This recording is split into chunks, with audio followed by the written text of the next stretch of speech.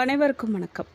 கடுமையான சூழ்நிலைகளை கூட சமயோஜிதமாக கையாண்டு மற்றவங்கள ஆச்சரியத்தோடு பார்க்க வைக்கிறவங்க இந்த கும்பராசிக்காரங்க. அதிர்ஷ்டத்தை நம்பி வாழும் ராசிகளில் கும்பராசியும் ஒன்று.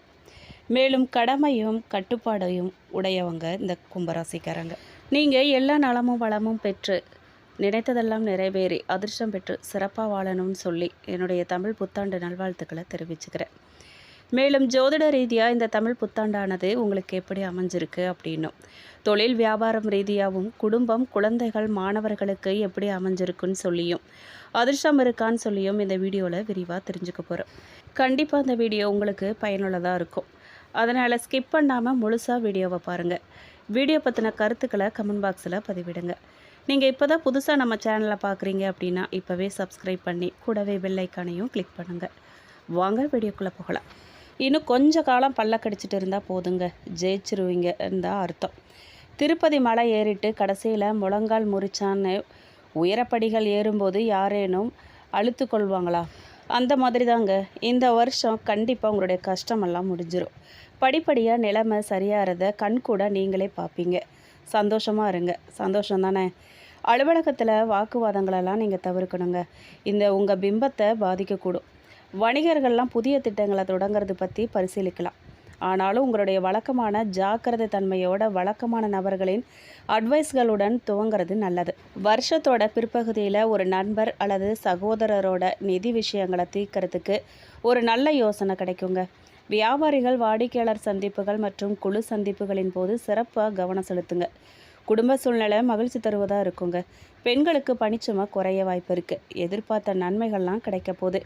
வீட்டுக்கு தேவையான சில பொருட்கள்லாம் நீங்கள் வாங்கணுன்னு பல காலமாக திட்டமிட்டுட்டு அது நடக்காமல் போயிடுச்சேன்னு இருந்திருப்பீங்க. இந்த வருஷம் டக்குன்னு ஒரு நிமிஷத்தில் அதெல்லாம் நிறைவேற போகுது.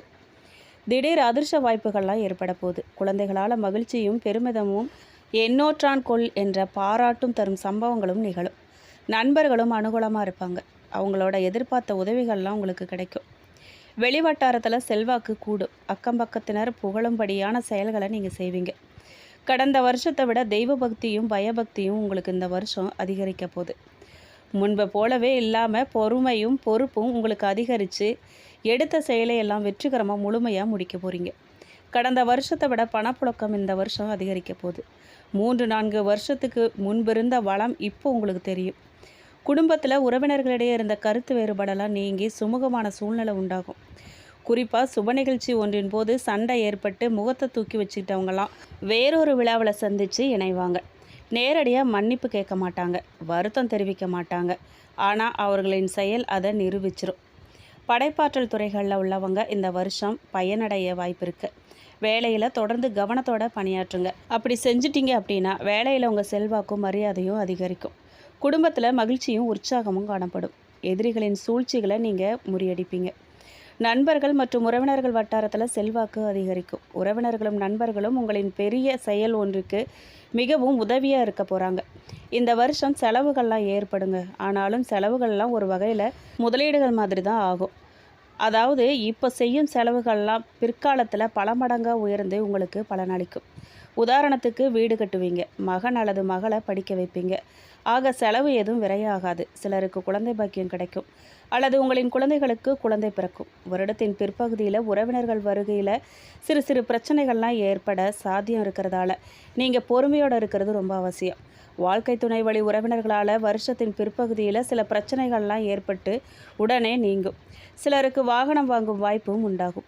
முன்பிருந்த வாகனத்தை விடவும் சிறந்த மாடல் அல்லது மேக் வாங்குவீங்க. ஆண்டின் பிற்பகுதியில் நீங்கள் செய்யவிருக்கும் செயல் ஒன்று. குடும்ப பெரியவர்களும் நண்பர்களும் ஆதரவாக இருக்க போகிறாங்க. ஒத்துழைப்பும் தருவாங்க. குடும்பத்தோட வெளியிடங்களுக்கு போயிட்டு வருவீங்க. விருந்து விசேஷங்களில் கலந்து கொள்ளும் வாய்ப்பும் உங்களுக்கு உண்டாகும். வாகனத்தில் பழுது ஏற்பட்டு நீங்குங்க. அதுக்காக வேண்டி வருஷத்தோட மத்தியில் செலவுகள்லாம் செய்ய வேண்டி வரலாம். இருந்தாலும் பெரிய செலவாக இருக்காது. இருந்தாலும் இப்போதிலிருந்தே அதுக்காக ஒரு தொகையை கொஞ்சம் கொஞ்சமாக ஒதுக்கிட்டே வந்தீங்க அப்படின்னா பெரிய சுமையாகவே அது இருக்காது. எதிரிகளால் முன்பு ஏற்பட்ட பிரச்சனைகளும் கடன் தொல்லைகளும் வருஷத்தோட பிற்பகுதியில் நீங்க போகுது. தொழில் வியாபாரத்தில் முன்னேற்றமான சூழ்நிலை காணப்படுதுங்க. ஆனாலும் அதுக்காக நீங்கள் உங்களுடைய கடும் முயற்சியையும் உழைப்பையும் போட்டிருப்பீங்க. உழைப்புக்கேற்ற ஆதாயம் கண்டிப்பாக கிடைக்குங்க. பங்குதாரர்களோட இணக்கமான சூழ்நிலை உங்களுக்கு காணப்படுது. இருந்தாலும் வியாபாரிகள் மறைமுகமாகவோ நேரடியாகவோ பிரச்சனைகளை சமாளிக்க வேண்டியதாக இருக்கும். இல்லை அப்படின்னா எதிர்கொள்ள வேண்டியதாக இருக்கும். எதுவாக இருந்தாலும் இறுதி சுற்று உங்களுக்கு தான் சாதகமாக இருக்க போகுது. மொத்தத்தில் பொறுமையோடு நீங்கள் சமாளித்து படிப்படியாக வெற்றி காண போகிறீங்க. மேலும் ஆண்டு முழுவதும் ராசி அதிபதி சனி பகவான் தனம் வாக்கு குடும்பஸ்தானத்தில் சஞ்சரிப்பார். 2/6/2026 முதல் குரு பகவான் ருண ரோக சத்ருஸ்தானத்தில் சஞ்சரிக்க போகிறாரு. வருஷ துவக்கத்தில் ராசியில் சஞ்சரிக்கும் ராகு பகவான் 5/12/2026 முதல் 12ஆம் இடமான அயன சயன விரயஸ்தானத்துக்கு போகிறாரு. 7ஆம் இடத்துல சஞ்சரித்த கேது பகவான் 6ஆம் இடமான ருண சத்ருஸ்தானத்திற்கு போகிறாரு. இதனால் ஏற்பட போகும் பலன்லாம் என்ன அப்படின்னு கேட்டிங்கன்னா, அதிர்ஷ்டத்தை நம்பி வாழும் ராசியில் ஒரு ராசி கும்பராசி. தற்போது ராசி அதிபதி சனி பகவான் தனம் வாக்கு குடும்பஸ்தானத்தில் சஞ்சரிக்கிறதால பொருளாதாரத்தில் முன்னேற்றம் ஏற்படும். அதே நேரத்தில் குரு பகவான் 6ஆம் இடம் போகிறது சிறப்பித்து சொல்லக்கூடிய பலன் இல்லை. 6ல் குரு ஊரில் பகைங்கிறது பழமொழி. இந்த பழமொழிக்கு ஏற்ப சில அசௌகரியங்கள்லாம் உங்களுக்கு ஏற்படுறதுக்கு வாய்ப்பு இருக்குது. அசுப கிரகங்களான ராகு கேதுக்கள்லாம் வருஷத்தோட இறுதியில் லாபஸ்தானத்தையும் பூர்வ புண்ணியஸ்தானத்தையும் இயக்கிறதால கொஞ்சம் முன்னேற்றமான பலன்கள்லாம் ஏற்படும். ஆனாலும் குரு பகவான் 6ஆம் இடத்துல சஞ்சரிக்கும் காலகட்டங்களில் கொடுக்கல் வாங்கல்ல நிதானம் ரொம்ப அவசியம். கடன், நோய், எதிரி, வழக்கு சார்ந்த விஷயங்கள்லாம் விழிப்போட நீங்கள் செயல்படணும். கடுமையாக உழைப்புக்கேண்ட ஊதியம் உங்களுக்கு நல்ல பேரும் அங்கீகாரமும் கிடைக்கும். மறைமுக எதிர்ப்புகளை சமாளிக்க வேண்டிய நேரம் இது. அவசியம் இல்லாமல் வேலையை மாற்றாதீங்க. சிலருக்கு அரசு உத்தியோகம் கிடைக்கும். கமிஷன் அடிப்படையில் தொழில் புரிகிறவங்களுக்கு அதிகப்படியான நன்மைகள்லாம் உண்டு. அடமான நகைகள், சொத்துக்களை மீட்க போகிறீங்க. சிலர் கடன் பட்டு அசையும் அசையா சொத்துக்கள்லாம் வாங்கி மகிழ்வீங்க. சிலர் ஒரு கடன் அடைக்க வேறொரு கடனை வாங்குவீங்க. பெண்களால் காதல் மற்றும் பொருள் பணம் சார்ந்த விஷயத்தில் அவமானம் ஏற்பட வாய்ப்பு இருக்குது. ரொம்ப எச்சரிக்கையாக இருந்துக்கோங்க. ஆரோக்கியத்தில் சிறு சுணக்கம் உண்டாகும். உடல் களைப்பும் சோர்வும் உண்டாகலாம். இருந்தாலும் கவனமாக இருக்கிறது நல்லது. கடன் பெற்று புதிய தொழில் துவங்கிறது அல்லது வியாபாரத்தில் அதிக கடனுக்கு பொருளை விற்கிறது போன்ற இந்த ஓராண்டு காலம் நீங்கள் தவிர்க்கணும். கமிஷன் அடிப்படையிலான முதலீட்டை தொழில் நடத்துகிறவங்களுக்கு ரொம்ப சாதகமான பலன் கிடைக்கும். கூட்டு தொழில் செய்கிறவங்களுக்கு கூட்டாளிகளிடம் கவனமாக இருக்கணும். சுய தொழில் செய்கிறவங்க தொழிலில் புதிய திட்டங்களை மாற்றங்களை சுயஜாதக பரிசீலனத்துக்கு பின்னாடி தான் செயல்படுத்தணும். எதிரிகளையும் நம்பிக்கை துரோகிகளையும் நீங்கள் அடையாளம் காண போகிறீங்க. பல தலைமுறையாக விற்காமல் கிடந்த குடும்ப சொத்துக்கள்லாம் கிடைச்ச விலைக்கு விற்றலான்னு எண்ணம் உங்களுக்கு மேலோங்கும். பூர்வீக சொத்து தொடர்பான பங்காளிகளிடமிருந்து கருத்து வேறுபாடுகள் அதிகமாகி வழக்குகள் கூட வரலாம். திருமணத்தை பொறுத்த வரைக்கும் 2ஆம் இடமான குடும்பஸ்தானத்தில் நிற்கும் ராசி அதிபதி சனி பகவானை குரு பார்க்கறதால பேசி நிச்சயத்த திருமணத்துக்கு முகூர்த்தம் குறிக்கப்படும். திருமண தடையெல்லாம் அகன்று தகுதியான வரன்கள்லாம் வந்து சேரப்போகுது. முதல் திருமணத்தில் தோல்வி அடைஞ்சவங்க மறு வாழ்க்கை அமையும். பெண்களை பொறுத்த வரைக்கும் பல வருஷமாக தடைப்பட்ட விஷயங்கள்லாம் சுலபமாகவும் விரைவாகவும் நடந்து முடியும். மற்றவங்களுக்கு உதவி செய்வீங்க. பொன், பொருள், ஆபரணங்கள் ஆகியவற்றை கவனமாக நீங்கள் கையாளணும். கோர்ட்டு கேஸு பிரச்சனையால் ஏற்பட்ட மன உளைச்சல்லாம் இந்த வருஷம் தீரப்போகுது. மன வாழ்க்கை மகிழ்ச்சியை ரெட்டிப்பாக்கும். திருமணம், குழந்தை பேரு, கல்வி செலவு, வீடு கட்டும் செலவு, கோயில் பிரார்த்தனை போன்ற சுப செலவுகள்லாம் உண்டாக போகுது. மனக்கவலைகள்லாம் மறைந்து தம்பதிகள்லாம் மகிழ்ச்சியாக எல்லாரும் நடத்துவாங்க. கணவரும் புகுந்த வீட்டாரும் உங்களுக்கு ஆதரவாக இருப்பாங்க. ஆரோக்கியத்தில் நல்ல முன்னேற்றம் ஏற்படுங்க. பொருளாதாரத்தை பொறுத்த வரைக்கும் தனலாபஸ்தான அதிபதி குரு பகவான் சஷ்டகஸ்தானத்திற்கு போகிறதால சிறு சிறு ஏற்றத்தாழ்வுகள்லாம் உண்டாகிறதுக்கு வாய்ப்பு இருக்குது. கடன் பெற்றாவது வீடு வாகனம் யோகம் கிடைக்க பெறுவீங்க. பொருளாதார நிலையில் அவ்வப்போது சிறு சிறு சுணக்கம் ஏற்பட்டாலும் அதை சமாளிச்சிருவீங்க. வீடு, வாகன, சொத்து யோகமெல்லாம் உண்டாகும். கொடுத்த கடனை வசூலாகும். பேச்சை தொழிலாக கொண்ட ஆசிரியர்கள், மார்க்கெட்டிங், கமிஷன் ஏஜென்ட்டுகள், ஜோதிடர்கள், வக்கீல்கள் போன்றவர்களுக்கு தேவைக்கு மிகுதியான உபரி வருமானம் கிடைக்கும். மேலும் அவிட்டம் நட்சத்திரம் 3-4 பாதக்காரர்களுக்கு மேன்மையான பலன்கள் உண்டாகும் வருஷங்க இது. பங்கு சந்தை முதலீடுகள், உபரி வருமானம் உண்டாகும். உடன் பிறந்த சகோதர சகோதரிகள் சுப விசேஷங்கள்லாம் நடக்கும். தொலைஞ்ச கைவிட்டு போன பொருட்கள்லாம் இப்போ கிடைக்கும். சிலருக்கு தாயார் மூலமாக திரண்ட சொத்து அல்லது பெரிய அதிர்ஷ்ட தொகை கிடைக்க போகுது. புதிய சொத்துக்கள் வாங்க ஏற்ற காலம் இந்த வருஷம். தாயின் உடல்நிலையில் நல்ல மாற்றங்கள்லாம் உண்டாகும்.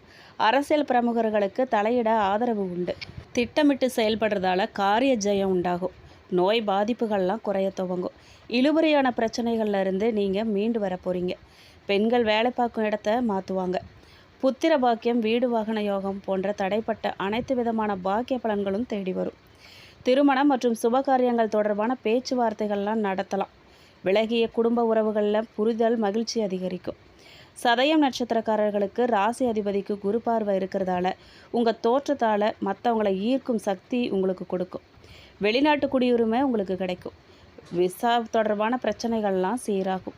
மதப்பற்றால் மதம் தொடர்பான ஆசிரமங்கள் இயக்கங்களில் போய் சேர்ந்தவங்க மீண்டும் குடும்ப குழந்தைகள்னு வாழ தொடங்குவாங்க.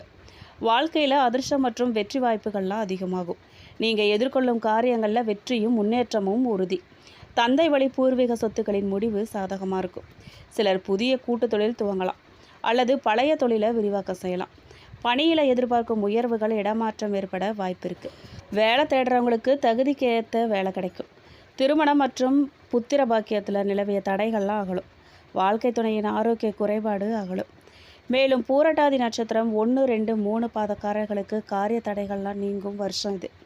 கிரகங்களின் கூட்டணி கும்பராசினருக்கு மிக சாதகமாக இருக்குது. கவலைகள்லாம் அகலும். உற்சாகமாக ஆரோக்கியமாக இருப்பீங்க. செய்யும் காரியத்தை சிறப்பாகவும் நேர்மையாகவும் செஞ்சு முடித்து மற்றவங்களோட பாராட்ட பெறுவீங்க. எதிர்ப்புகள்லாம் விலக போகுது. குடும்ப நிர்வாக செலவு வீண் விரயங்கள்லாம் அதிகமாக இருக்கும். விரும்பிய உயர்கல்வி வாய்ப்பு சிறு தடைக்கு பிறகு சாதகமாக போகுது. பிள்ளைகளோட மனசை புரிஞ்சுக்கிறது கொஞ்சம் கஷ்டமாக தான் இருக்கும். சின்ன சின்ன உடல் உபாதைகள்லாம் வைத்தியத்தில் கட்டுப்படும். எதிர்மறை எண்ணங்கள்லாம் விலகும். பிள்ளைகளால் ஏற்பட்ட மன உளைச்சல்கள்லாம் நீங்கி நிம்மதி பிறக்கும். வேலைப்பளு இருந்தாலும் எல்லா பணிகளையும் திறம்பட செஞ்சு முடிப்பீங்க. எதிர்பார்த்த அதிகாரமிக்க பதவிகளை பெறுவீங்க. பரிகாரமாக நீங்கள் வியாழக்கிழமை குரு பகவானுக்கு கொண்டக்கடலை மாலை அணிஞ்சு மஞ்சள் நிற பூக்களால் அர்ச்சித்து வழிபாடு பண்ணுங்கள். கண்டிப்பாக குலதெய்வ வழிபாடு மேற்கொள்ளுங்க. எந்த ஒரு விஷயத்தை தொடங்குறதுக்கு முன்னாடியும் கற்பக விநாயகருக்கு செதர் தேங்காய் உடைச்சிட்டு அந்த தொழிலையோ இல்லை அந்த விஷயத்தையோ ஆரம்பிச்சிங்க அப்படின்னா அது நன்மையிலையும் வெற்றியிலையும் போய் முடியும். சிம்பிளாக இந்த வழிபாட்டை மட்டும் பரிகாரத்தையும் மேற்கொள்ளுங்க. உங்களுக்கு நன்மைகளே நடக்கும். மேலும் இந்த வீடியோ உங்களுக்கு பிடிச்சிருக்கணும், பயனுள்ளதாக இருந்திருக்கணும் நம்புகிறோம். வீடியோ பற்றின கருத்துக்களை கமெண்ட் பாக்ஸில் பதிவிடுங்க. நீங்கள் இப்போ தான் புதுசாக நம்ம சேனலை பார்க்குறீங்க அப்படின்னா இப்போவே சப்ஸ்கிரைப் பண்ணி கூடவே பெல் ஐக்கானையும் கிளிக் பண்ணுங்கள். நன்றி.